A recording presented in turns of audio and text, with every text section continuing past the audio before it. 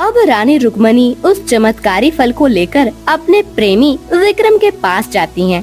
विक्रम, ये फल तुम खा लो। इस फल को खाते ही तुम अमर हो जाओगे और तुम्हें कभी भी बुढ़ापा नहीं आएगा। अब कोतवाल विक्रम एक वेश्या से प्यार करता था। रानी रुक्मणी को इस बात की भनक तक नहीं थी। कोतवाल विक्रम उस फल को अपने हाथ में लेता है और सोचने लगता है, मैं इस फल को अपनी प्रेमिका वैश्या को दे देता हूँ, जिससे मैं बहुत ज्यादा प्रेम करता हूँ।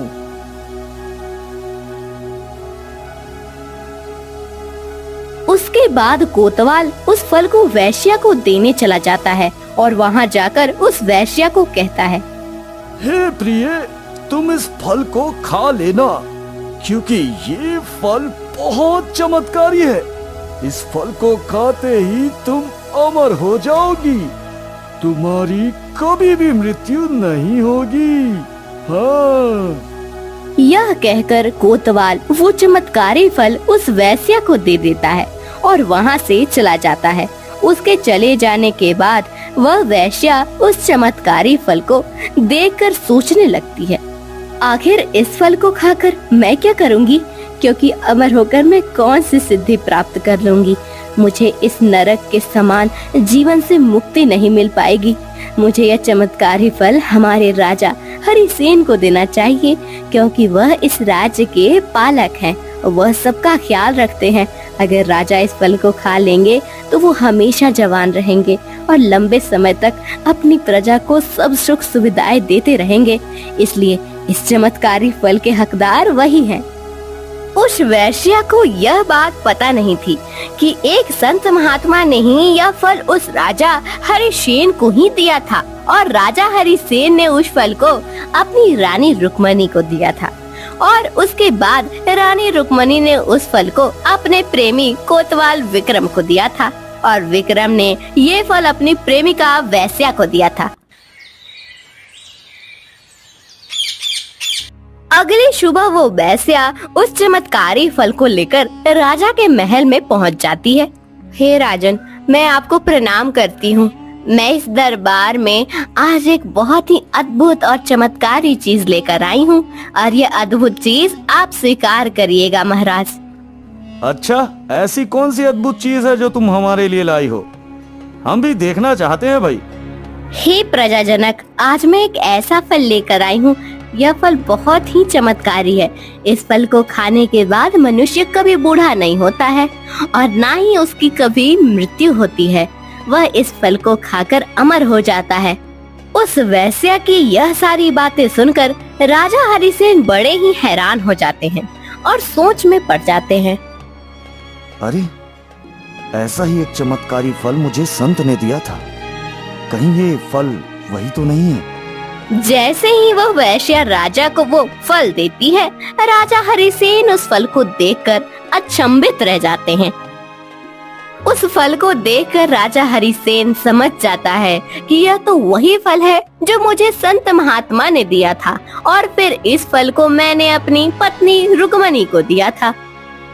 ठीक है, हम इस फल को स्वीकार कर लेंगे, लेकिन आखिर तुम्हें ये फल किसने दिया?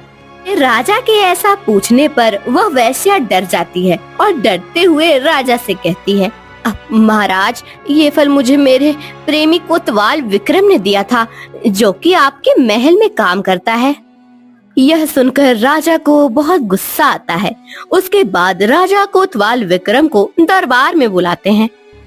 कोतवाल, सच सच बता, तुझे ये फल किसने दिया? अगर झूठ बोला तो तुझे सूली पर चढ़ा दिया जाएगा।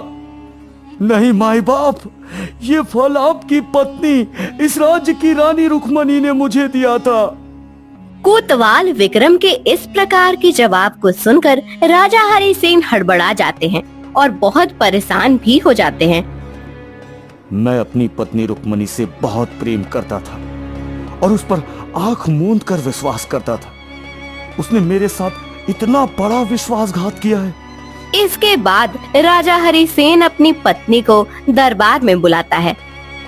प्रिय, मैंने तुम्हें ये फल दिया था, परंतु ये फल कोतवाल के पास कैसे आया? राजा के इस प्रकार के वचन सुनकर रानी रुक्मणी बहुत घबरा जाती हैं। इसके बाद रानी रुक्मणी राजा हरिसेन को सारी सच्चाई बता देती हैं और कहती हैं, महाराज, यह सत्य है कि मैं इस कोतवाल विक्रम से प्रेम करती हूँ और आपके छोटे भाई तरुण ने आपसे जो कुछ भी मेरे बारे में कहा था वह सच ही था। रात्रि के 2 बजे मैं इसी कोतवाल विक्रम से मिलने के लिए जंगल में जाती थी। यह सब बातें सुनकर राजा हरिसेन को बहुत हैरानी होती है और पश्चाताप करने लगता है।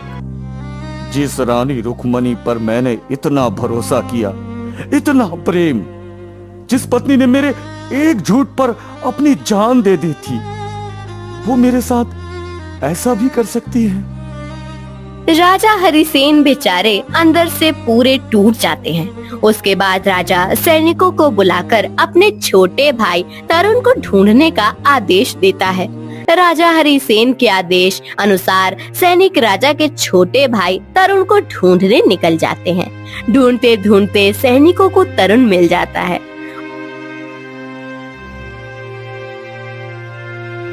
और सैनिक उसे राजमहल में ले आते हैं। राजा हरिसेन अपने छोटे भाई को देखकर काफी ज्यादा खुश हो जाते हैं। मेरे भाई, मुझसे बहुत बड़ी भूल हो गई और इस भूल का मैं पश्चाताप करूंगा। इसके बाद राजा हरिसेन अपनी पत्नी रुक्मणी को और उसके प्रेमी कोतवाल विक्रम को तथा उस वेश्या को राज्य से बाहर निकाल देता है। राजा हरिसेन को जिस प्रकार से उनकी पत्नी रुक्मणी ने उन्हें धोखा दिया, उस धोखे के बाद उनके मन में वैराग्य जाग जाता है और वो अपने राज्य को छोड़कर जाने का निश्चय कर लेते हैं।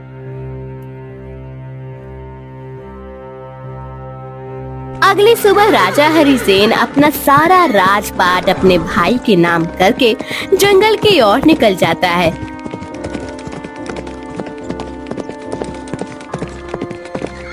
राजा हरिसेन जंगल में आकर कठोर तपस्या करने लगते हैं। राजा हरिसेन की इस कठोर तपस्या को देखकर देवराज इंद्र भयभीत हो जाते हैं। अरे, राजा हरिसेन इस प्रकार से कठोर तपस्या करेंगे तो उन्हें वरदान प्राप्त हो जाएगा और वो वरदान पाकर स्वर्ग पर हमला कर देंगे। यह सोचकर इंद्र ने राजा हरिसेन पर एक विशाल पत्थर गिरा दिया। तपस्या में बैठे राजा हरिसेन ने उस पत्थर को अपने एक हाथ से रोक लिया और तपस्या में बैठे रहे। इस प्रकार कई सालों तक राजा हरिसेन ने तपस्या की। जब उनकी तपस्या पूरी हुई तो वो सीधे उस साधु के पास आ जाते हैं जिन्होंने वो चमत्कारी फल दिया था। हे मुनिवर, मैंने तपस्या तो कर ली है, अब आपकी दीक्षा चाहिए।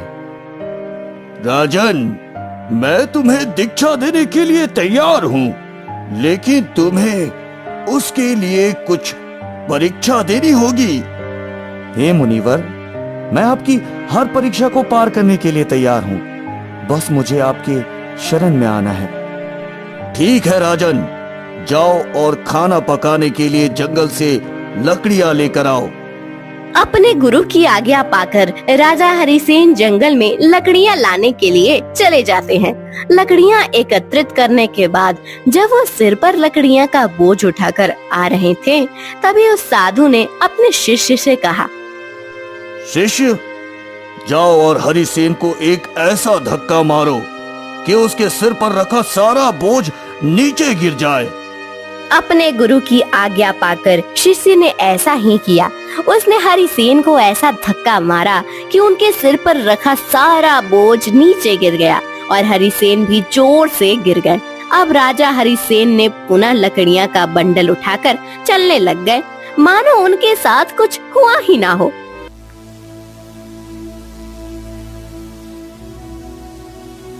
देखो शिष्य, राजा हरिसेन ने पहला परीक्षा का पड़ाव जीत लिया है। गुरुजी, अभी तो और भी परीक्षा लेनी है।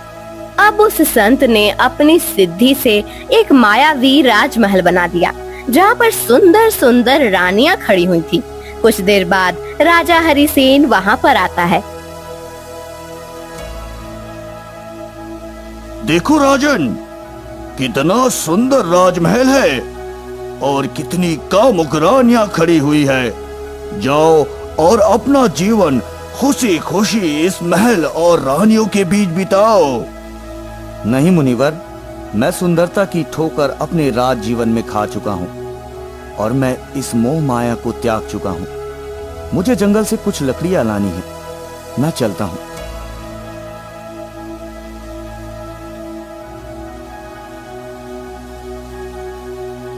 अब तुम्हें विश्वास हो गया ना कि राजा हरिसेन काम, क्रोध, लोभ और मोह आदि को जीत लिया है।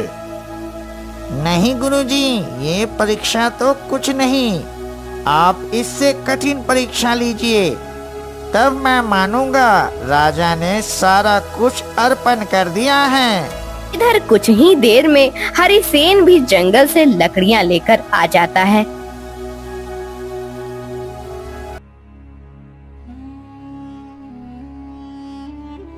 हरिसेन, तुम्हें हमारा शिष्य बनने के लिए एक और परीक्षा से गुजरना पड़ेगा। जाओ, तुमको 1 महीना रेगिस्तान में नंगे पैर पैदल यात्रा करना है। अब राजा हरिसेन अपने गुरु की आज्ञा लेकर अपने निर्दिष्ट मार्ग पर चल पड़े। पहाड़ी इलाके को लांघते लांघते वो राजस्थान की रेगिस्तानी भूमि पर प्रवेश कर जाते हैं। वहाँ बालू और भयानक कड़ाके की धूप थी। अब हरिसेन को यात्रा करते करते 6 दिन बीत गए। 7वें दिन उस संत ने अपनी अर्धशूर शक्तियों से अपने शिष्य को भी साथ लेकर वहां पहुंचे। उन्होंने आते ही अपने योग बल से राजा हरिसेन के आगे एक वृक्ष खड़ा कर दिया। अब हरिसेन चलते चलते उस वृक्ष के पास आ जाता है। वो उस वृक्ष को देखकर सोचने लगा, अरे इतने भयानक रेगिस्तान में ये हरा वृक्ष कहाँ से आ गया? मन तो ऐसा कर रहा है कि इस ठंडी छांव में कुछ देर लेट जाऊं, लेकिन मैं ऐसा नहीं करूंगा। मुझे कैसे भी करके ये तीसरी परीक्षा पार करनी ही है। देख शिष्य, जिसने कभी पैर गलीचे से नीचे नहीं उतारे, वो आज गुरु की आज्ञा पाकर रेगिस्तान में नंगे पैर चल रहा है। मान गया हरिसेन, तुझे मान गया।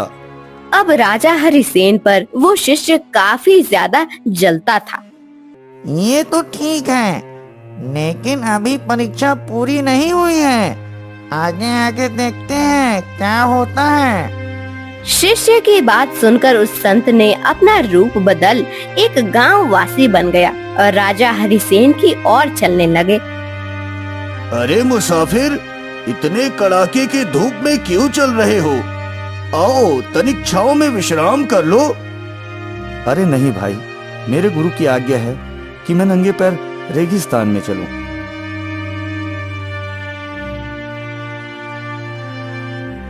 हाँ, देखता हूँ हरिसेन, तो कितना इस आग उगलने वाले रेगिस्तान में चल पाता है। हरिसेन थोड़ा आगे जाता है। तब उस संत ने अपनी सिद्धि से कटीली झाड़ियां पैदा कर दी। पैरों में कटीली झाड़ियां चुभने लगी। फिर भी हरिसेन खुशी खुशी उन कटीली झाड़ियों को पार कर गया। अंतिम परीक्षा के लिए उस संत ने अपने योग बल से प्रबल ताप पैदा कर दिया। उस ताप के कारण हरिसेन को प्यास लगने लगी और उसे ऐसा लगने लगा कि अब पानी ही उसके जीवन का सब कुछ है। तभी उस संत ने अपनी मायावी शक्ति से एक पेड़ के नीचे ठंडे पानी का मटका रख दिया। अब हरिसेन को प्यास लगी थी। उसने उस मटके से पानी पीने का सोचा, फिर ख्याल आया, नहीं नहीं, ये ठंडा नीर मेरे लिए जहर समान है। मैं अपने गुरु की आज्ञा का विखंडन नहीं कर सकता। राजा हरिसेन ऐसा बोल ही रहे होते हैं, तभी सामने से वो संत आता दिखाई देता है। मैं बहुत प्रसन्न हुआ हरिसेन, वर मांग लो। अष्ट सिद्धि दे दूं, 9 सिद्धि दे दूं, या 3 लोग तुम्हारे नाम कर दूं, क्योंकि तुमने हर वो चीज ठुकरा दी जो तुम्हारे लिए फायदेमंद थी। तुम्हें जो मांगना है मांग लो। नहीं गुरुजी, आप प्रसन्न हैं तो मुझे सब कुछ मिल गया। शिष्य के लिए गुरु की प्रसन्नता ही सब कुछ है। आप इससे संतुष्ट हुए, मेरे करोड़ों पुण्य कर्म और तप सब सफल हो गया। अनादर मत करो हरिसेन, तुम्हें कुछ न कुछ तो लेना ही पड़ेगा, कुछ न कुछ तो मांगना ही पड़ेगा। गुरु की बात सुनकर राजा हरिसेन सोच में पड़ जाता है कि अब मैं क्या करूं। तभी उसे उस रेगिस्तान में एक मरी हुई चिड़िया दिखाई देती है। गुरुजी, आपसे बस एक ही मनोकामना है, आप उस चिड़िया को पुनः जीवन दान दे दीजिए। बेचारी के बच्चे अपनी माँ की राह देख रहे होंगे। अरे ये क्या, मैंने इसे तीनों लोग दान में देने की बात कर दी, लेकिन इसने उस चिड़िया के प्राण मांगे हैं। वाह हरिसेन वाह, तुमने 1 महीने की परीक्षा मात्र 7 दिन में पार कर ली। वाह हरिसेन वाह। अब हरिसेन के आदेश से उस संत ने उस चिड़िया को पुनः जीवित कर दिया।